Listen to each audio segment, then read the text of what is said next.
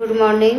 मैं उमा पांडे। जैसा कि आप देख रहे हैं मेरा यूट्यूब चैनल सोशोलॉजिकल नॉलेज।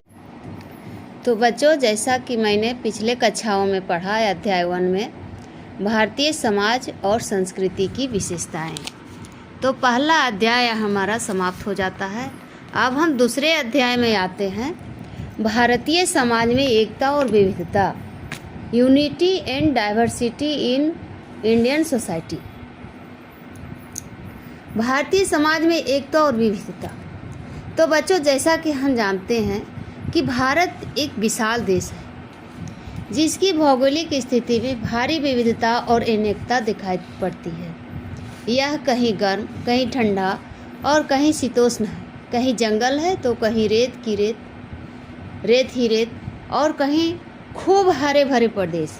इससे भारतीय संस्कृति को खेतों, खलिहानों, बस्तियों, जंगलों और रेगिस्तानों में खुलकर खेलने का अवसर मिलता है।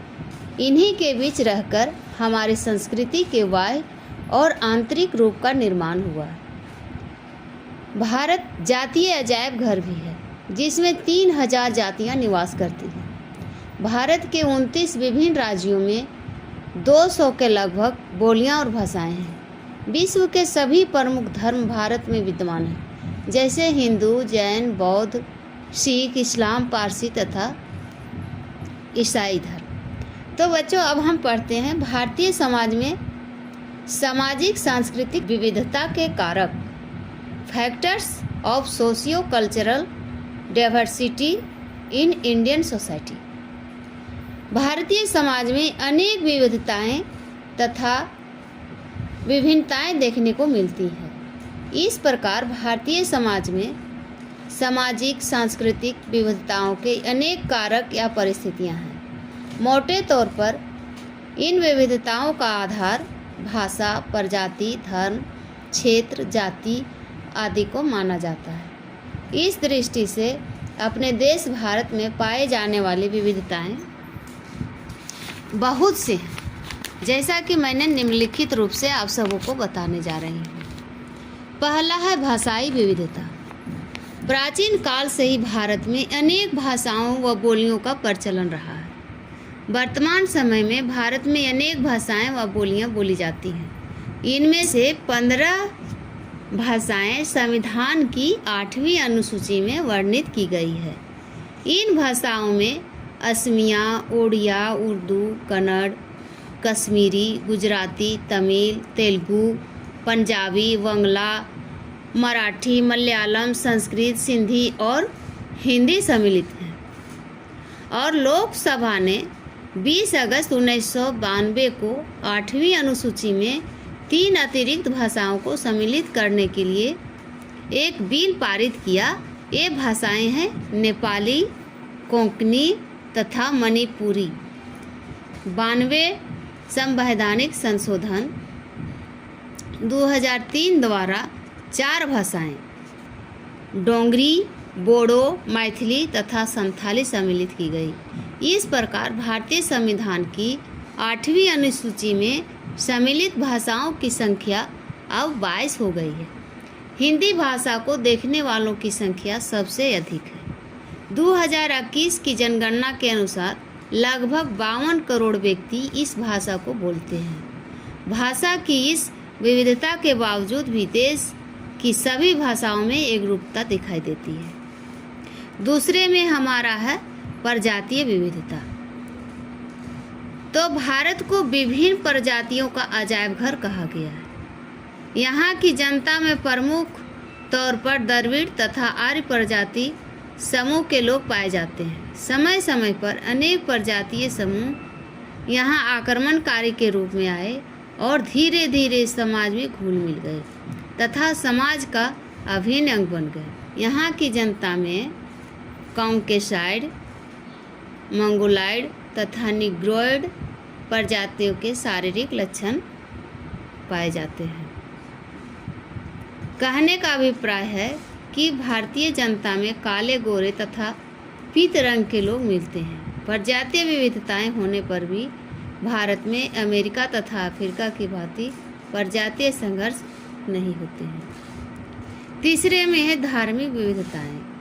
भारत में विभिन्न धर्मों के लोगों का निवास है। यहाँ विभिन्न धर्मों के अनुयायी कितने ही वर्षों के साथ साथ रहते आए हैं और अब भी रह रहे हैं। हिंदू धर्म के विभिन्न रूपों तथा संप्रदायों के अतिरिक्त इस देश में इस्लाम, ईसाई, बौद्ध, सिख आदि धर्मों का प्रचलन है, जिसमें वैदिक धर्म, पौराणिक धर्म, सनातन धर्म, शैव धर्म, वैष्णव धर्म, शाक्त धर्म, नानकपंथी, आर्य समाजी आदि हैं। इसी प्रकार इस्लाम धर्म में शिया तथा सुन्नी संप्रदाय हैं। इस प्रकार भारतीय समाज विभिन्न धर्मों तथा मतांतरों का संगम स्थल है। विभिन्नताओं के होते हुए भी भारत के विभिन्न धर्मों के मानने वालों में सहिष्णुता तथा समन्वय की भावना है। भारत एक धर्मनिरपेक्ष देश है। यहाँ प्रत्येक नागरिक को अपने धर्म पालन की स्वतंत्रता है और सरकार की ओर से धार्मिक मामलों में कोई हस्तक्षेप नहीं किया जाता है। चौथे में क्षेत्रीय विविधताएं। भारत देश अनेक क्षेत्रों में विभाजित है। इन विभिन्न क्षेत्रों में भौगोलिक, जनसंख्यात्मक, आर्थिक, सांस्कृतिक, पर्यावरण संबंधी विविधताएं देखने को मिलती हैं। उदाहरण के लिए जैसे देखिए, गंगा सिंधु के मैदान की मिट्टी अधिक उपजाऊ, जबकि दक्षिण पठार के अधिकांश भागों की मिट्टी अधिक उपजाऊ नहीं है। कहीं पानी की बहुतायत है तो कहीं पानी की अत्यधिक कमी है। मेघालय के मासिनराम में सैकड़ों इंच वर्षा होती है, तो दूसरी ओर राजस्थान के कुछ क्षेत्र वर्षा के लिए तरसते रहते हैं। उत्तर प्रदेश भारत का सबसे अधिक जनसंख्या वाला प्रदेश है, जबकि नागालैंड, मिजोरम, अरुणाचल आदि प्रदेशों को जनसंख्या काफ़ी कम है। सभी क्षेत्रों में सुख सुविधाएं भी एक समान नहीं है। कहीं व्यक्ति को जीविका के लिए प्रकृति से सीधा संघर्ष करना पड़ता है, तो कहीं स्थानों में व्यक्ति सुख सुविधाओं से भरपूर जीवन बिताता है। भारत का एक क्षेत्र जैसे गंगा सिंधु का मैदान आर्थिक दृष्टि से अधिक समृद्धशाली है, तो दूसरी ओर हिमालय और राजस्थान के ऐसे भी क्षेत्र हैं जहां निर्धनता का साम्राज्य है। भारत के विभिन्न क्षेत्रों में रहने वाले लोगों के रहन सहन, धर्म, कर्म, आचार विचार, खान पान, रीति रिवाज आदि में विविधताएं हैं।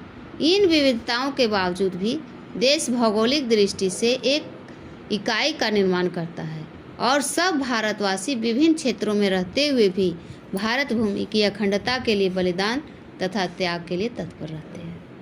पांचवें में है बच्चों जातीय विविधताएं। भारतीय समाज की विविधताओं का एक महत्वपूर्ण कारक जाति व्यवस्था है। जाति व्यवस्था ने समाज को अनेक खंडों में विभाजित कर दिया है। यह भारतीय समाज की अनोखी संस्था है। इस प्रकार की व्यवस्था का संसार के अन्य देशों में कहीं भी उदाहरण नहीं मिलता है। भारत में लगभग 3000 से अधिक जातियां व उपजातियां हैं। जाति जन्म पर आधारित ऐसा समूह है जो अपने सदस्यों को खान पान, विवाह और व्यवसाय और सामाजिक संपर्क के संबंध में कुछ प्रतिबंध मानने के लिए निर्देशित करता है। छठे में है जनसंख्या संबंधी विविधताएं। जनसंख्या की दृष्टि से विश्व में चीन प्रथम तथा भारत दूसरे स्थान पर है तथा क्षेत्रफल की दृष्टि से भारत 7वां स्थान है। 1901 की जनगणना के अनुसार भारत की जनसंख्या 11 करोड़ थी, जो 2011 में बढ़कर 121.5 करोड़ हो गई। इस समय यह संख्या 125 करोड़ भी पार कर चुकी है। 2021 की जनगणना रिपोर्ट के अनुसार 68.84% ग्रामीण जनसंख्या तथा 31.16% शहरी संख्या थी। औसतन 382 व्यक्ति प्रति वर्ग किलोमीटर में निवास करते हैं। बिहार में जनसंख्या का घनत्व 1106 सबसे अधिक तथा अरुणाचल प्रदेश में 17 सबसे कम है। संघीय क्षेत्रों में दिल्ली प्रथम तथा चंडीगढ़ दूसरे स्थान पर है। 7वें में है जलवायु संबंधी विविधताएं। तो हमारे देश में जलवायु संबंधी विविधताएं भी हैं। भारत के सभी भौगोलिक क्षेत्रों में जलवायु समान नहीं है। इसमें बहुत ही अधिक विभिन्नता पाई जाती है। उत्तरी क्षेत्र के मैदानी क्षेत्रों में ऋतु परिवर्तन के साथ तापमान में भी बहुत परिवर्तन आ जाता है। पहाड़ी क्षेत्रों में ऊंची ऊंची पहाड़ियों पर सर्दियों के समय वर्षा के स्थान पर बर्फ पड़ती है तथा तापमान शून्य से बहुत नीचे चला जाता है। समुद्री किनारे के क्षेत्रों में मौसम लगभग एक जैसा बना रहता है। यहाँ मासीराम व धर्मशाला के क्षेत्र में वर्षा बहुत अधिक होती है। वहाँ राजस्थान प्रदेश का बहुत सा क्षेत्र वर्षा के लिए तरसता रहता है। जलवायु संबंधी इतनी अधिक विविधता के कारण इस देश में विभिन्न प्रकार की फसलें और वनस्पतियाँ होती हैं। जलवायु में विविधता के कारण यहाँ के लोगों की वेशभूषा, खान पान, सोच विचार आदि में विभिन्नता देखने को मिलती है। 8वें में है सांस्कृतिक विविधताएं। हर समुदाय व क्षेत्र की अपनी सांस्कृतिक विशेषताएं होती हैं। भारत में काफ़ी क्षेत्रीय विभिन्नताएं हैं। यही कारण है कि भारत में प्रथाओं, वेशभूषा, रहन सहन आदि के आधार पर बहुत अधिक विभिन्नताएं पाई जाती हैं। प्रत्येक क्षेत्र व समुदाय के लोगों की अपनी विशिष्ट प्रथाएं व परंपराएं हैं। हिंदुओं में एक पत्नी विवाह प्रथा है तो मुसलमानों में बहुपत्नी विवाह की प्रथा है।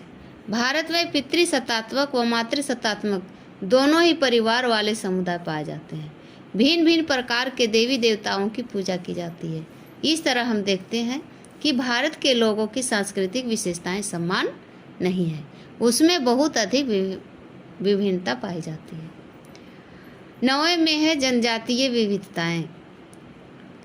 तो 2011 की जनगणना के अनुसार देश में 10.28 करोड़ के लगभग विभिन्न जनजाति के लोग निवास करते हैं। भारत में जितनी भी जनजातियां रहती हैं उनकी बहुत अधिक अंतर पाया जाता है। अभी भी कुछ जनजातियां ऐसी हैं जो अभी भी विकास की आदिम अवस्था में रह रही हैं तथा कुछ ऐसी भी हैं जो आधुनिक जीवन व्यतीत कर रही हैं। एक सर्वेक्षण के अनुसार हमारे देश में 560 से भी अधिक जनजातियां के लोग रहते हैं। मध्य प्रदेश राज्य में सबसे अधिक जनजातीय लोग रहते हैं।